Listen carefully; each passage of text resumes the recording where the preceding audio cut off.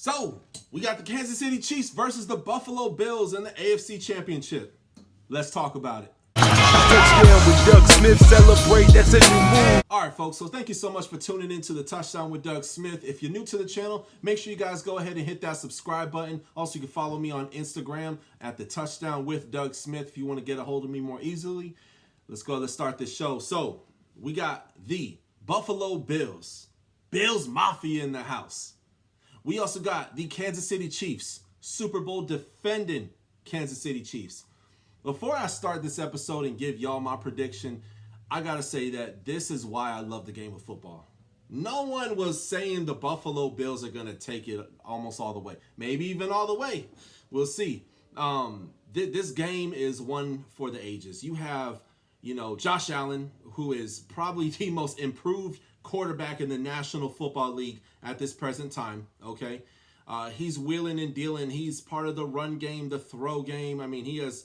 Finally has Diggs, probably, top 2 best receiver in the National Football League.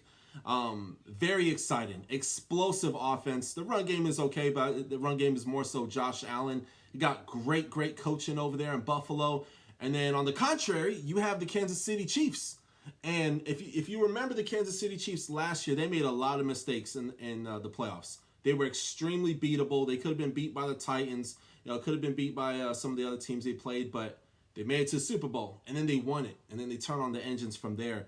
And it seems that this could be a potential dynasty for the Kansas City Chiefs. That being said, man, this is going to be a tough one. I'm going to give it to the Kansas City Chiefs, and let me go ahead and explain why. The Kansas City Chiefs, when I watch them, it's very similar to watching the Patriots in a sense. They got great receivers, awesome tight end, probably one of the best in the league. And of course, their run game is phenomenal. It seems that they're doing the same 5 plays, similar to the Patriots. In this case, the Chiefs are doing the jet sweep. They're running a seam. They're running a slant with Hill.